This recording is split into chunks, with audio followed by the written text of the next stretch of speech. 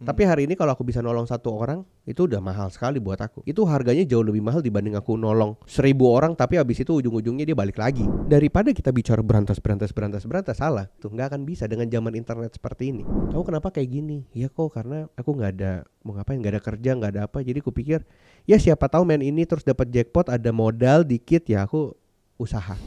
Masyarakatnya jadi bingung. Mereka harus dapat uang dari mana? Mereka harus berusaha seperti apa untuk mereka bisa punya income. Kalau mereka punya income nggak ada yang main. Pemerintah kita tuh tidak punya eksekusi yang baik gitu loh untuk membantu masyarakatnya. Hulunya diberesin, jangan main sikat-sikat aja. Tapi kan sebenarnya ada problem banyak, salah satunya ekonomi tadi. Iya, problemnya banyak gitu loh. Edukasi misalkan banyak poster, banyak di sosial media itu kayak gitu nggak apa guna. sih? Nggak guna ya? Nggak guna. Mas Julio Ekspor. Halo. Apa kabar Mas? Luar biasa. Wah, senang sekali datang di podcast Merdeka nih Mas. Akhirnya ya. Kita bincang. Ini Mas Julio Ekspor ini biasanya kita tahunya itu selalu bisnis. Nah ini tapi kali ini nggak ngomong soal bisnis nih Mas. Tapi kita ngomongin karena sekarang Mas Julio itu kan fokus di Yayasan Anti Judi Online Indonesia ya Mas. Sebenarnya lebih tepatnya Yayasan Stop. Karena anti itu nggak bisa dipakai waktu penamaan. Oh oke. Karena kan memang lagi rame soal judi online Mas. Yeah. Di mana-mana. Karena memang lagi marak banget. Ini kalau saya cek nih Mas. Nanti kita eksplor bagian itu. Tapi saya pengen tahu nih soal Yayasan Stop Judi Online. Benar ya Mas ya?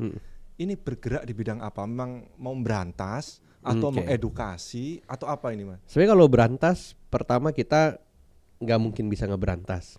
Pertama, saya bukan presiden, bukan anak presiden, bukan saudara presiden. Iya betul. Bukan menteri, ya kan. Maksudnya bukan orang penting bagian dari negara ini. Bukan orang yang superpower. Ya, bukan orang superpower dan bukan orang penting di negara ini. Superhero. Orang biasa aja sebenarnya. Cuman lebih tepatnya adalah mengedukasi.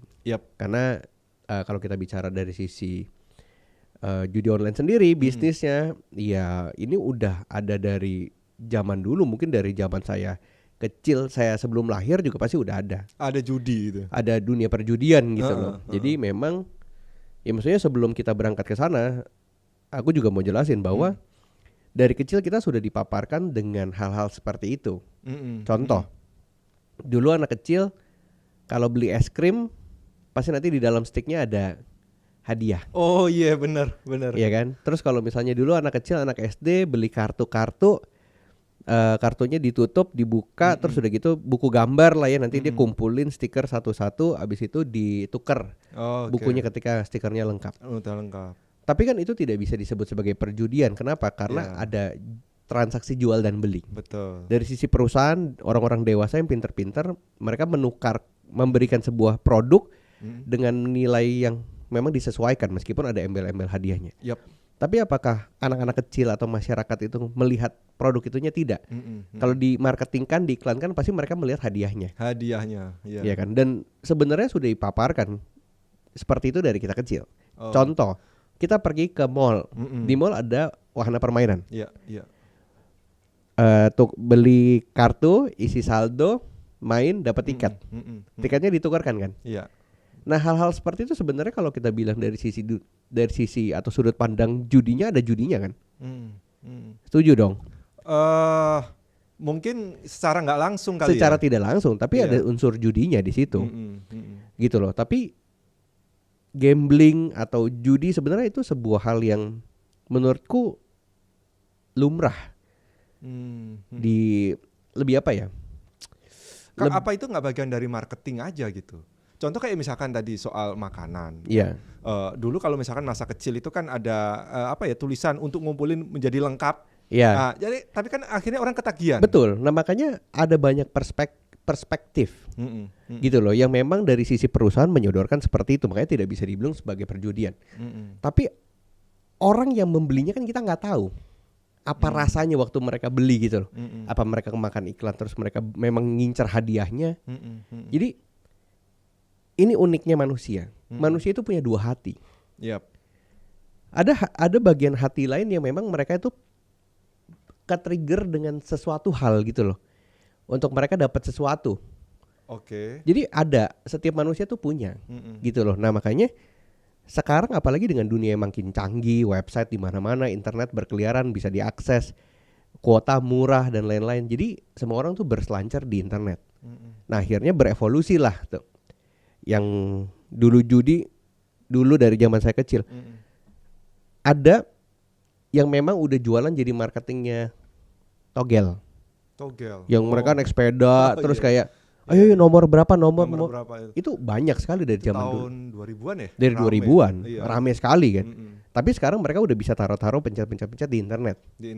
Jadi sebenarnya memang udah ada dari zaman dulu gitu loh. Makanya yang kulakukan di sini apakah aku bisa memberantas itu semua ya emang dari zaman dulu udah ada juga gitu loh.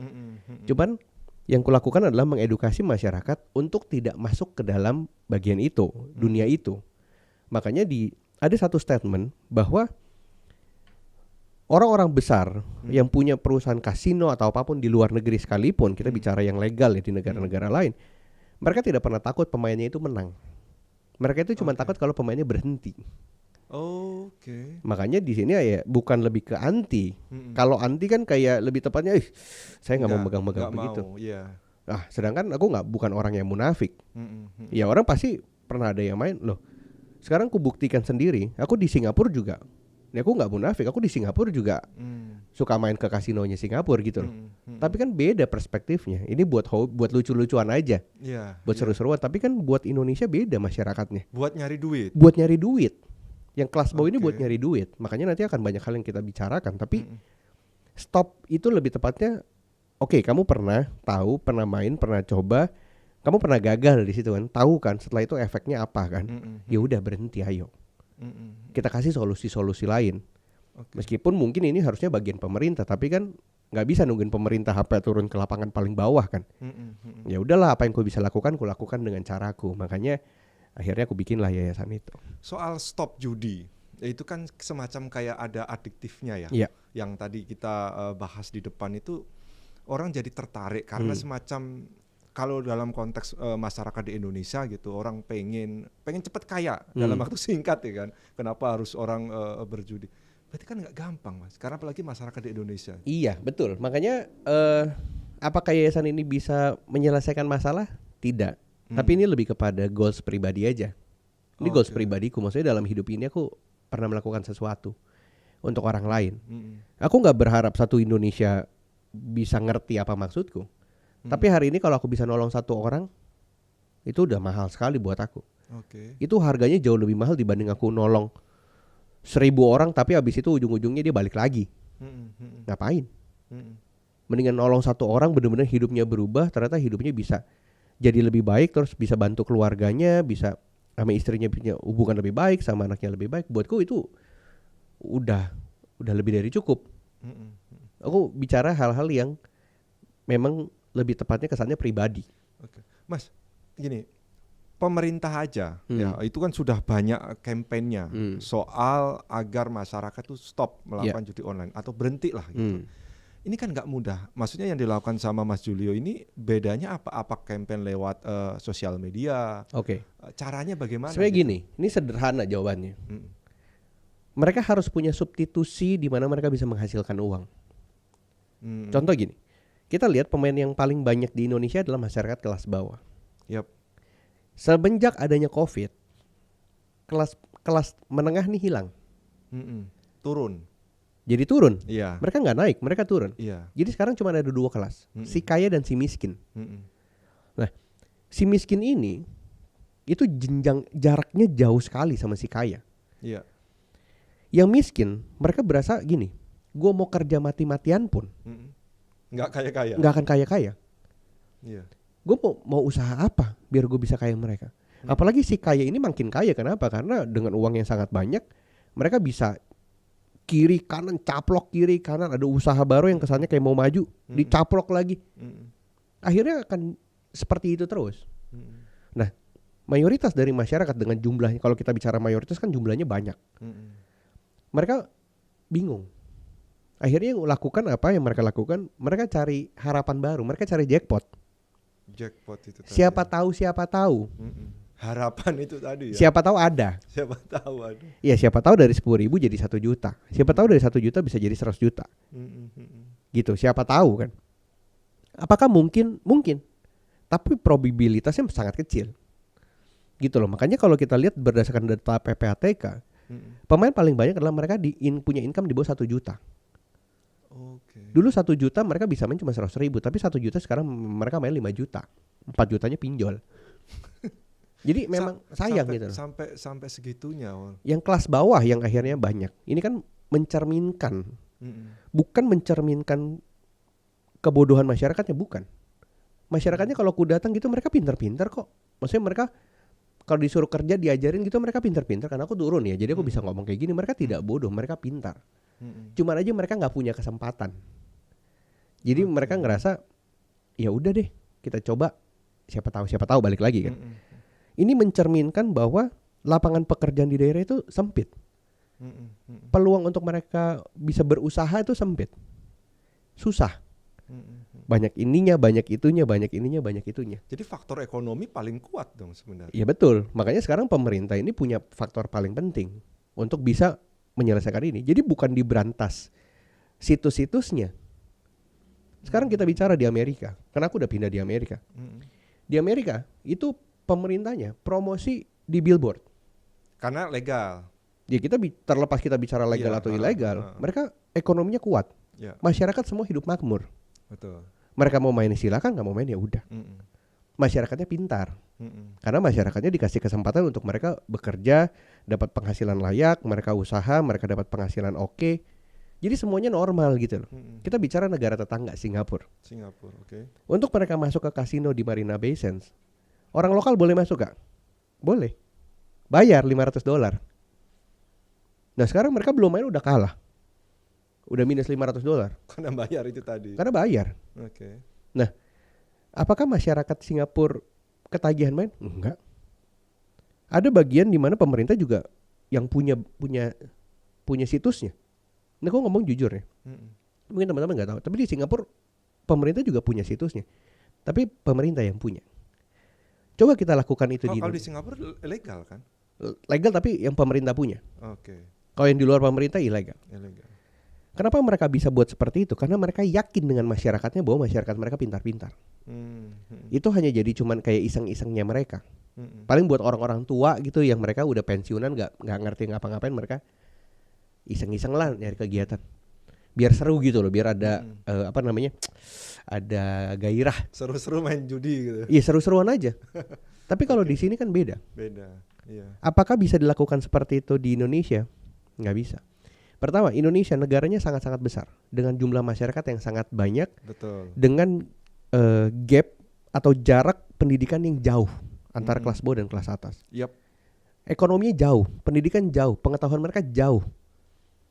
Kalau dibuat seperti itu, habis yang bawah. Habis langsung. Jadi di Indonesia yang pinter banyak, yang belum juga banyak gitu kira-kira. Ya, kita bicara belum ya. Iya. Nah, jadi daripada kita bicara berantas salah. Memang diberantas ya harus lah. Tapi bukan berarti semuanya tenaga dikerahkan di situ. Nggak akan bisa dengan zaman internet seperti ini. Jadi lebih baik yang kita lakukan, yang saya lakukan secara pribadi adalah bukan cuma mengedukasi mereka, tapi kita kasih solusi untuk mereka. Karena kebanyakan yang kulihat adalah orang-orang di daerah yang mereka bingung. Nggak ada pekerjaan di situ, nggak ada kesempatan di situ. Makanya karena aku juga usahanya ekspor dan produk-produk ekspor kebanyakan di daerah, ya aku bilang, kamu kenapa kayak gini? Ya kok karena aku nggak ada, bingung mau ngapain, nggak ada kerja, nggak ada apa. Jadi aku pikir ya siapa tahu main ini terus dapat jackpot, ada modal dikit, ya aku usaha. Jadi mereka bukan cari uang terus-terusan ya. Mereka pun tahu loh. Mereka tidak cari uang terus-terusan di situ. Mereka cuma cari modal untuk mereka usaha. Lewat judi tadi sebenarnya. Iya, cari jackpot, siapa tahu 10.000 jadi 2 juta, 2 juta bisa dipakai buat bikin gerobak bakso. Berarti kan poinnya bukan mereka ketagihan dalam arti mereka pengen dapat penghasilan setiap bulan. Mereka tahu sekali. Gitu, masyarakatnya pintar.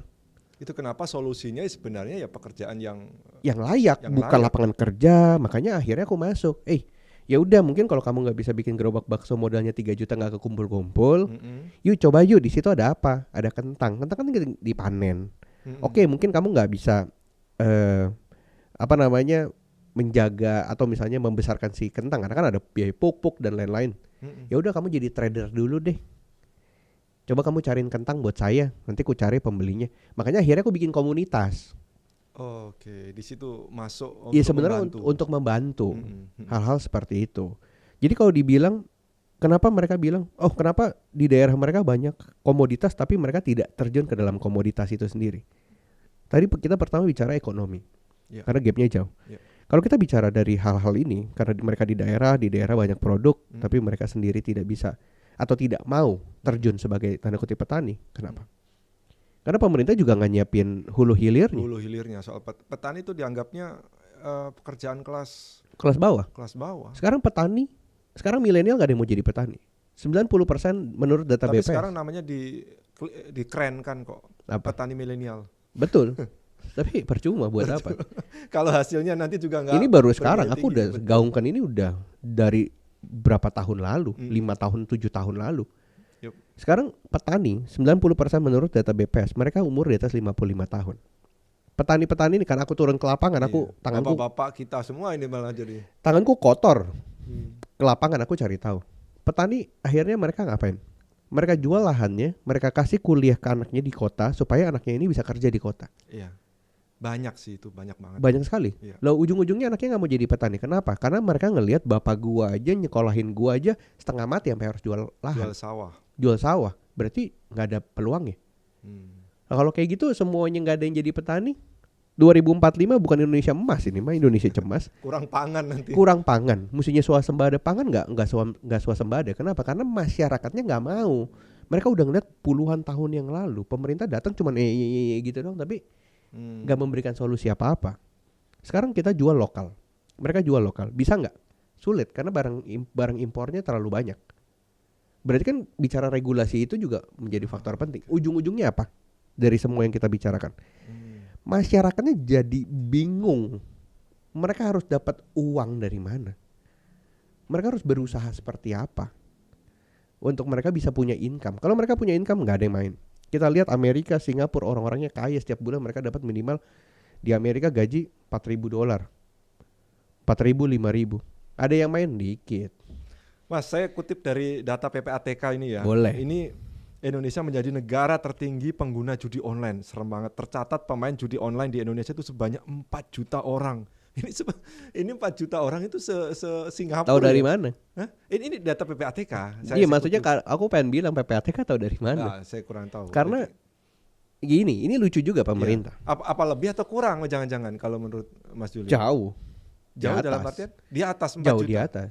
4 juta tahu dari mana? Apakah semuanya terdaftar? Kan karena mungkin dari transaksinya mungkin. Dia tahu dari mana transaksinya? Nggak ada yang tahu. Okay. Jadi sebenarnya kadang-kadang pemerintah ini nggak tepat sasaran menurut saya ya. Makanya cuman saya bilang ya, saya siapa sih di negara ini? Saya juga orang biasa.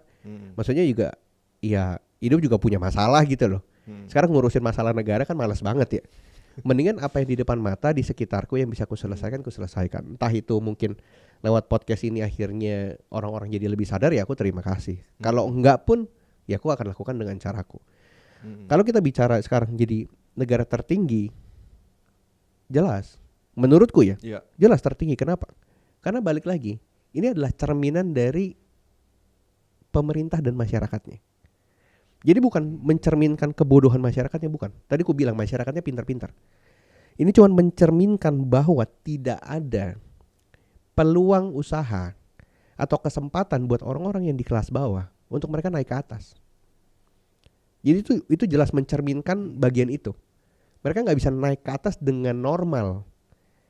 Mereka nggak bisa ngikutin step jualan barang pelan-pelan. Ayo kumpulin usaha, ayo naik lama-lama jadi besar tuh sulit. Tidak ada apa ya namanya ya. Tidak ada hal yang membantu seperti itu.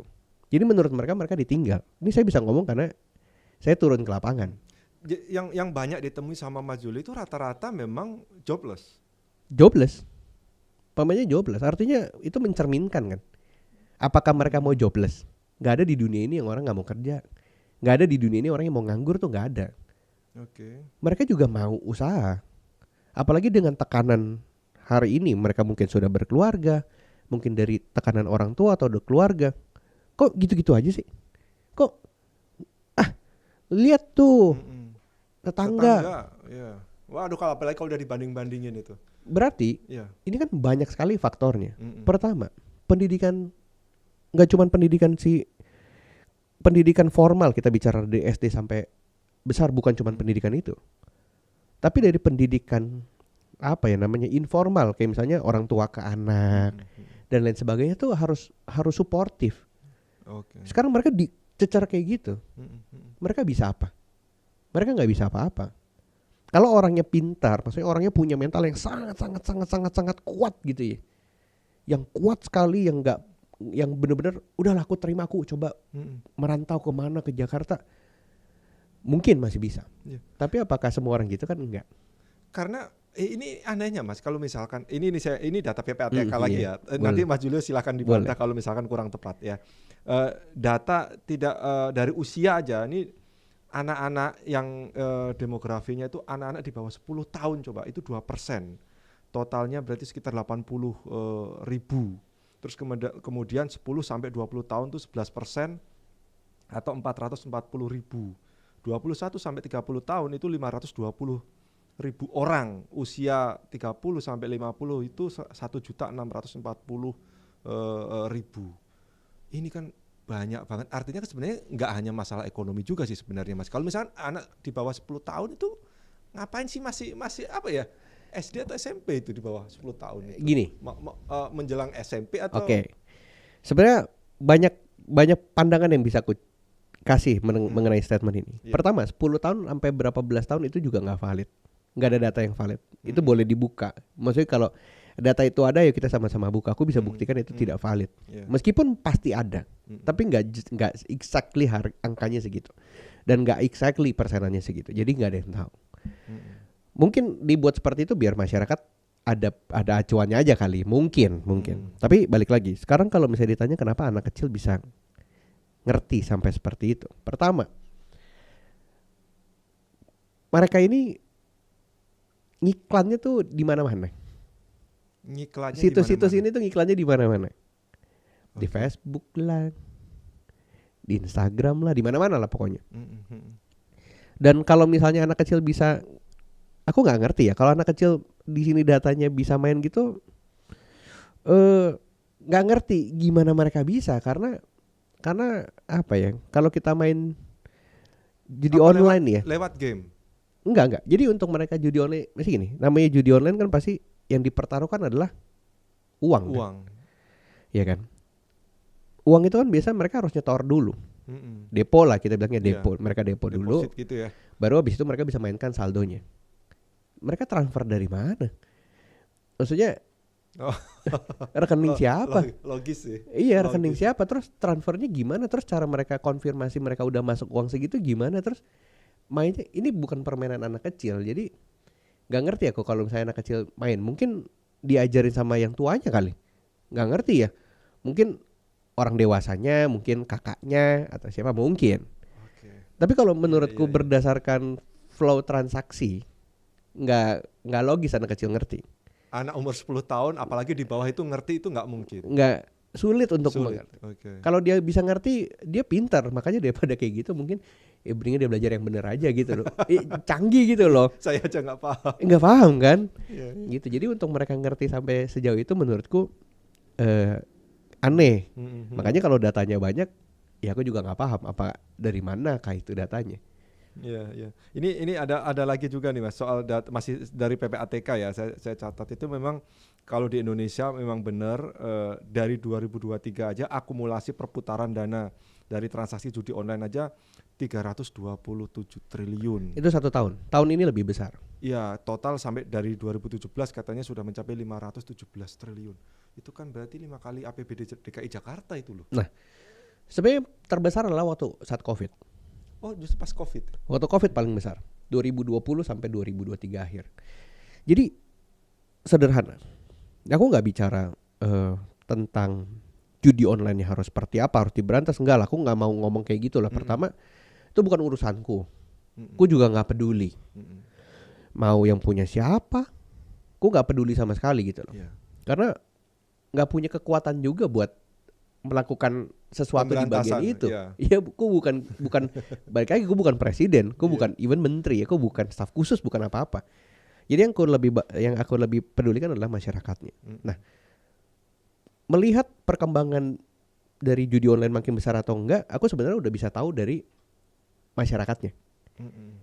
Dari jumlah masyarakat yang bermainnya makin banyak, berarti otomatis industrinya makin besar. Kan aku nggak peduli mau ini besar atau enggak, aku nggak peduli. Tapi kan masalahku adalah kenapa masyarakatnya makin banyak yang main. Kelihatan waktu COVID. Karena PHK-nya besar-besaran. Iya, di tahun itu tinggi. Di tahun itu sangat tinggi. Apalagi waktu COVID pertama kali muncul. Semua langsung pengangguran meningkat. Orang bingung nggak? Orang bingung, tingkat kemiskinan meningkat. Betul. Mereka harus punya safety net. Apalagi kebanyakan orang-orang yang mereka dikeluarkan itu nggak punya pegangan. Iya, apalagi nggak punya saving uang yang cukup kan waktu itu. Apalagi kota-kota besar, orang-orang di daerah, mereka hidup tuh dari paycheck ke paycheck. Jadi gaji segitu habis segitu. Ada yang habis dapat hari ini ya buat hari ini. Iya, ada yang hari ini buat hari ini. Jadi mereka ngerasa kalau misalnya COVID itu ada, terus mereka nggak bisa cari penghidupan lagi, mereka kan harus punya safety net kan. Jadi mereka tuh balik lagi, siapa tahu ada jackpotnya bisa dipakai buat sampai COVID selesai. Jadi sebenarnya aku tidak mempermasalahkan judi online harus seperti apa, nggak ngerti lah, aku udah nggak ngerti di bagian itu. Tapi kan ini cerminan bahwa pemerintah kita tuh tidak punya eksekusi yang baik gitu loh untuk membantu masyarakatnya. Hulunya diberesin, jangan main sikat-sikat aja. Tapi kan sebenarnya ada problem banyak, salah satunya ekonomi tadi. Iya, problemnya banyak gitu loh. Edukasi misalkan banyak poster, banyak di sosial media itu kayak gitu nggak apa guna. sih? Nggak guna ya?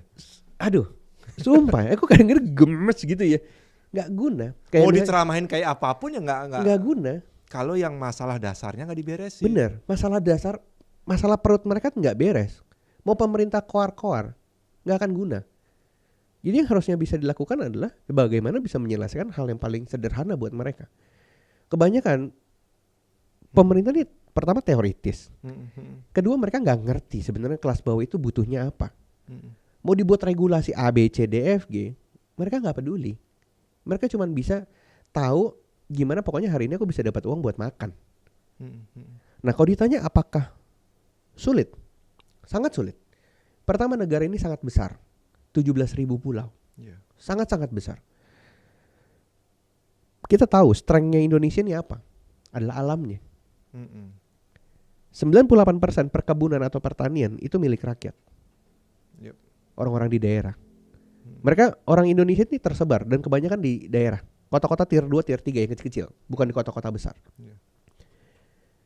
Kenapa pendidikan itu selalu ada di kota utama, di kota besar, sedangkan harusnya penunjang ekonomi terbesar adalah di kota tier 2 sama tier 3. Tapi pendidikan gak pernah nyampe. Guru honorer gaji 150.000 per bulan. Masih banyak di daerah itu. Masih banyak sekali di daerah yang kekurangan seperti itu. Padahal mereka penunjang ekonomi terbesarnya Indonesia.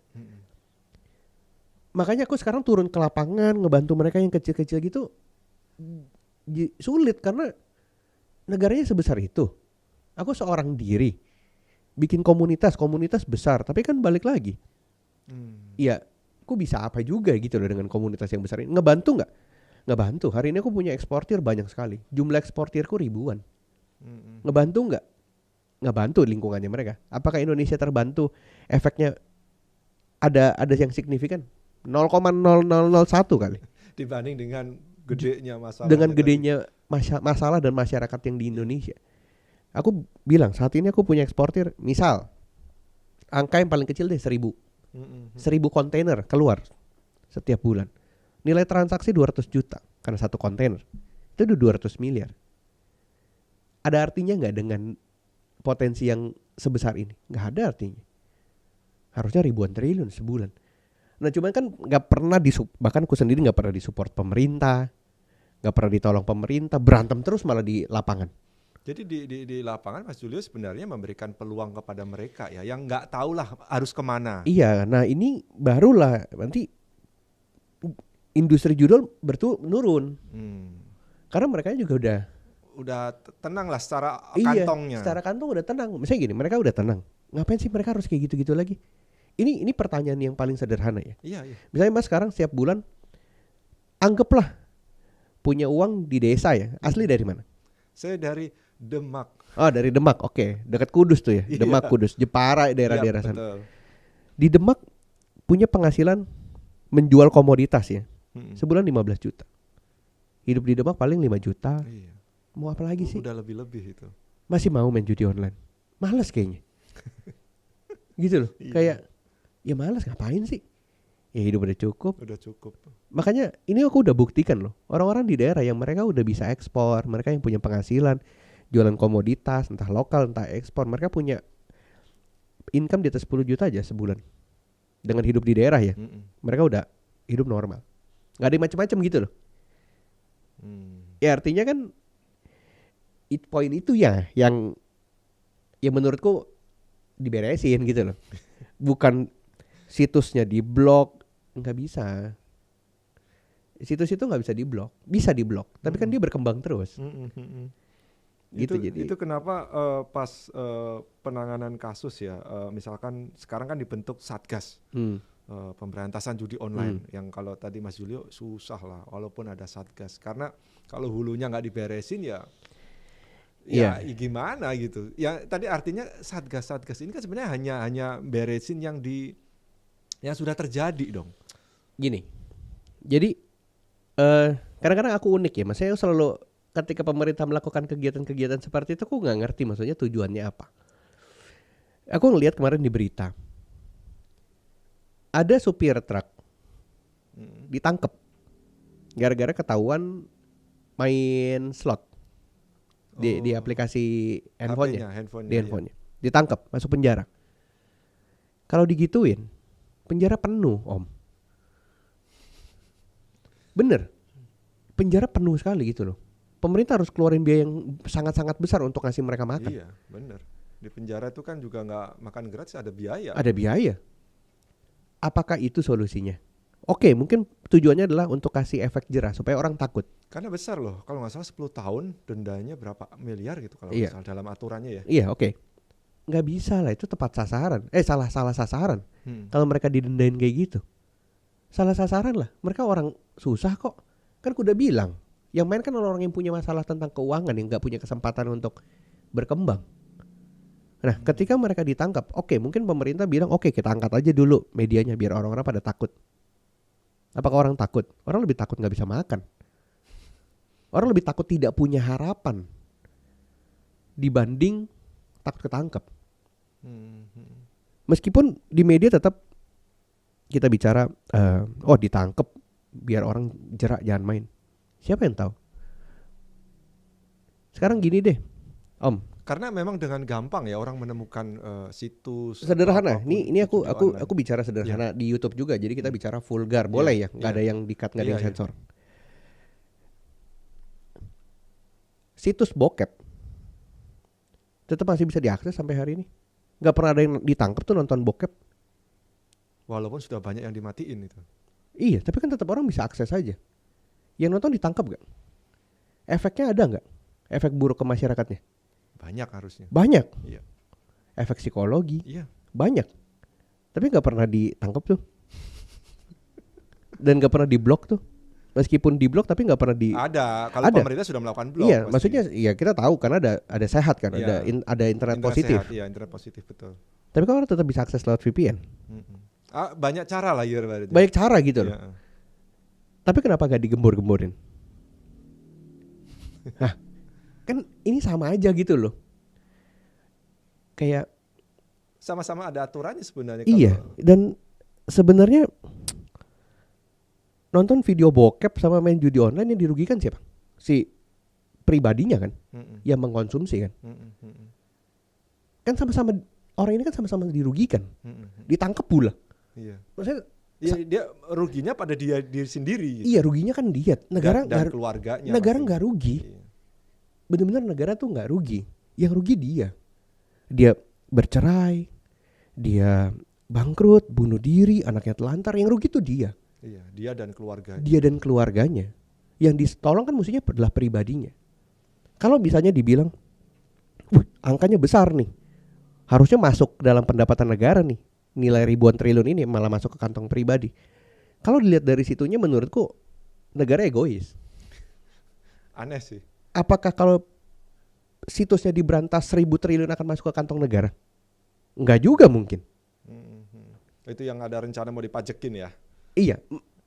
Tapi itu wacana yang belum jelas sih. Iya. Tapi menurutku itu balik lagi kayak negara mau lihat dari sisi mana? Lihat dari sisi opportunity, keuntungan transaksinya yang harusnya masuk negara, atau benar-benar mau nolong pribadinya.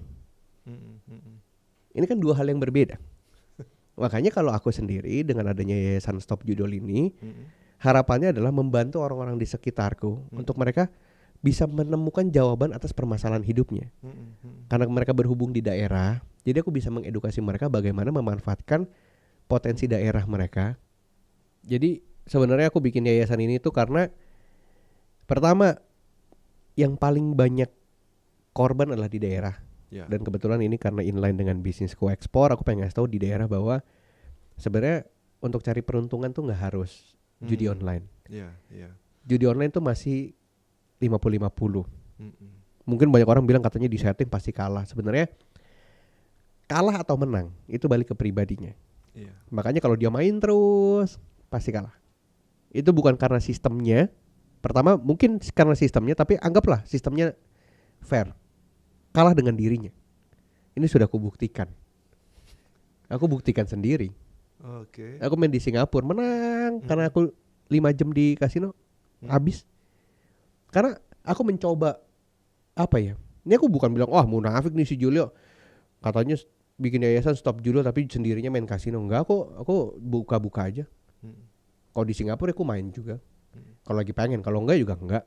Tapi aku membuktikan bahwa ada jiwa manusia yang lain yang keluar ketika berhadapan dengan hal-hal itu terus-menerus.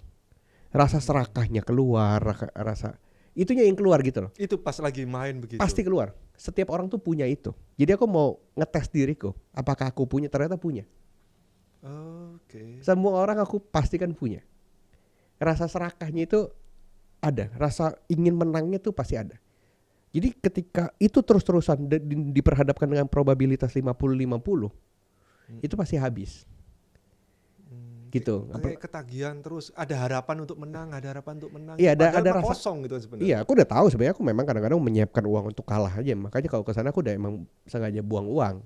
Bukan buat menang. Aku biasa main ke sana cuma lebih ke ingin ngetes gitu loh. Mendingan buangnya ke saya aja. Nah, tapi nggak ada adrenalinnya. Nggak ada adrenalinnya gitu loh. Beda ya. Itu yang dicari kadang. Memang untuk orang-orang kelas atas. Tapi kelas bawah kan balik lagi. Mereka di daerah mereka cari kehidupan, mereka cari harapan, siapa tahu. Nah makanya karena aku bisnisnya adalah ekspor, jadi aku pengen memberikan mereka edukasi bahwa daripada kamu masuk ke dunia judi online yang probabilitasnya 50-50, mendingan kamu bisnis.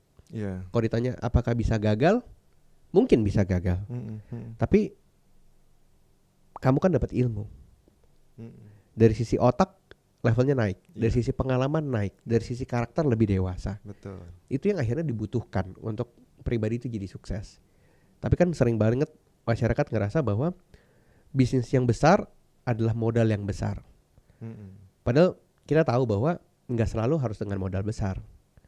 Bisa dari kecil-kecil pun nggak masalah. Tapi makanya karena paradigmanya seperti itu, jadi mereka nyari modal besarnya tuh. Caranya adalah dengan judi online. Masalahnya kalau bisnis dari kecil-kecil nggak sabar sih, untungnya juga kecil soalnya. Nah, pertama nggak sabar. Kedua, mereka setiap jalan gitu ya, entar dipajakin, entar ada preman, entar disusahin dari sisi dokumentasi, regulasi. Ini aku ngomong jujur, aku banyak banget UMKM yang aku bina. Mereka dapat orderan kerupuk ikan karena usahanya kerupuk ikan dari Bahrain. Harus sertifikat ini itu. Sertifikatnya 5 juta, 7 juta, 10 juta. Habislah mereka. Untungnya jadi berapa tuh, kecil banget. Nah itu makanya mereka jadi bingung kan, maksudnya. Akhirnya udahlah ngapain sih usaha kayak gitu-gitu, ntar aja deh sekalian kalau uangnya banyak. Jadi gitu lagi, jadi mereka tuh muternya tuh di situ aja. Jadi memang banyak banget yang harus dibenerin, ruwetnya sistem, kondisi ekonomi. Ruwet sebenarnya. Gimana ya, benang kusut ini mau narik satu, kusut sebelah, ini sebelah gitu. Tapi makanya pemerintahan kan kementeriannya banyak. Kementerian ada 42 kementerian gitu loh. Masa sih dengan orang-orang pintar yang dipilih, yang dijadikan menteri, yang dijadikan menko, yang dijadikan staf khusus, dirjen, ring 1, ring eselon 1, eselon 2 kan pintar-pintar gitu loh.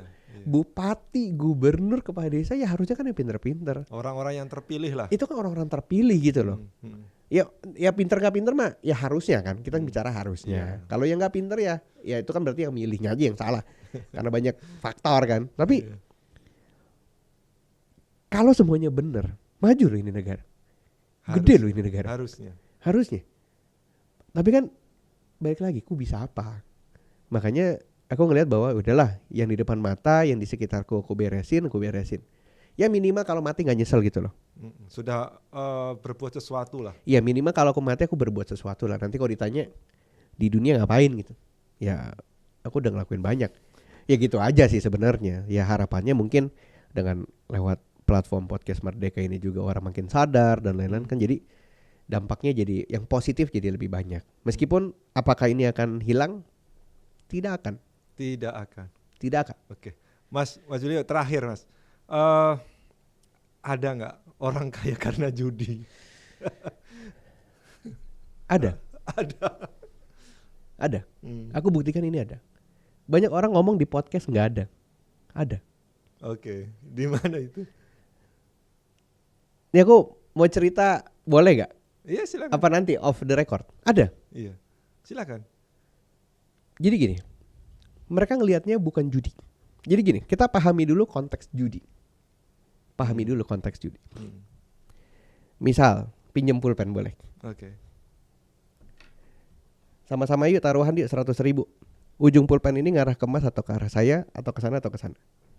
Ke arah Mas Julio. Ujung pulpen kan? Ujung pulpen. Enggak, nanti saya putar. Oh. Coba ke arah saya deh. Oke. Iya. Kalau saya ke sana. Siapa yang benar, dia dapat 100.000. Karena dia ngetaruhnya 100.000. Yang salah bayar 100.000 ya. Oke. Ayo kita berdua kalah kan? Ayo bayar 100.000. Nah, ini pun bisa jadi perjudian. Setuju? Sambung ayam, cupang, semua bisa jadi perjudian. Orang kaya dari judi sebenarnya mereka bukan kaya dari judi. Mereka karena expert di permainannya. Mereka sangat expert di permainan. Aku suka sekali nonton. Ada namanya apa ya? Lupa aku. Namanya pokoknya intinya adalah nama platformnya itu World Poker. World Poker. Aku suka sekali dengan permainan poker. Poker itu bukan slot ya, beda. Poker itu yang ini permainan dari Texas, dari Amerika. Setiap orang dikasih 2 kartu, angkanya beda-beda. Kan kartu kan dari A sampai King, dari hati, wajik, keriting sama sekop. 3 kartu dibuka 1, 2, 3. Jadi kita ngecek nih, apakah pair artinya ada angka yang sama, apakah flush karena bunganya 5 sama, apakah straight 4, 5, 6, 7, 8 atau 8, 9, 10 jack queen. Banyak lah. Ini kartu keempat, kelima ditutup. Kita buka kartunya, kita sama-sama pegang uang. Sama-sama kita bertaruh 100.000. Mas mau ikut gak? Kalau Mas gak mau ikut, ya mundur. Uang yang di sini yang udah masuk, makanya sebelum kartu dibagikan kita masuk dulu uang masing-masing di meja. Ya intinya seperti itu gitu loh. Kalau Mas ikut aku ikut, kan kita lihat-lihatan. Kartu, tebak-tebakan kartu kan. Iya kan? Ada yang kaya dari situ Mas. Ini bukan soal judinya. Bukan soal judinya ya tapi ya. Ini karena memang expertnya dia expert ada di situ. di permainannya. Dia karena jago, ada taruhannya itu tadi. Dia jago sekali dengan psikologi. Kadang-kadang dibecanda-becandain orang. Ayo kartu gue as-as nih, flush nih, gue udah full house nih, udah salah satu yang paling tinggi gitu. Padahal kartuku 2 sama 3 udah jelek, gak ada hubungan sama sekali. Tapi aku bisa, ngerti guys, aku bisa bohong gitu loh. Ayo maju, ayo. Mas bingung, Mas ngeliat saya, orang takut mundur aku bisa ambilin. Jadi orang kaya dari judi mungkin bukan judinya, tapi orang kaya dari permainannya. Tapi kan masyarakat Indonesia nggak gitu. Gitu. Jadi kalau misalnya cuman yang asal main taruh itu pasti kalah. Pasti. Okay. Tapi kalau ada yang bisa kaya dari situ, biasanya offline. Online gak ada yang menang. Judi online gak ada yang menang. Iya. Okay. Mas, yang terakhir saya ambil ya. Ambil. Oke, akhirnya jadi judi nanti. Iya, makanya. Mas, yang disampaikan ke masyarakat ya, terakhir kalau soal ekonomi tadi, sebaiknya kalau punya uang jangan deh gitu. Oke. Sebenarnya kalau ada uang jangan coba-coba. Gini. Ya pasti aku selalu bilang udah yang bener aja. Karena kalau misalnya judi online, yang dipertaruhkan tuh adalah uang. Jadi nggak dapat pengalaman di situ. Ini aku ngomong realistis ya. Aku bukan bilang kayak stop. Nggak. Aku kasih alasan yang sangat logis yang bisa diterima sama teman-teman dan penonton. Kehilangan uang, namanya bisnis, mungkin ada rugi. Tapi ada yang ditukar dengan kehilangan uang itu. Pengalaman, pengetahuan, karakter. Itu yang sangat mahal dan itu yang sangat, ini adalah bagian yang sangat dibutuhkan untuk orang jadi sukses. Di judi, kehilangan uang gak dapat apa-apa. Oke. Hilang aja begitu. Di judi, kehilangan uang tidak dapat apa-apa. Hilang aja gitu loh. Sayang sekali. Dan tidak bisa diatur. Kalau misalnya bisnis kan kita bisa ngatur. Kemampuan kita, tenaga kita bisa keluar. Jadi uang plus tenaga kita bisa jadi besar. Tapi kan kalau di perjudian nggak bisa. Ayo, kadang-kadang orang pakai gini. Oh, bodoh namanya. Oke. Gitu. Jadi yang ngapain gitu loh. Siap. Oke, terima kasih Mas Terima kasih Ekspor atas waktunya. Jadi sahabat mereka, mulai sekarang stop judi. Iya, nggak ada untungnya. Nggak ada untungnya karena udah nggak ada untungnya, nggak dapat apa-apa. Iya. Oke, terima kasih sahabat. Terima kasih.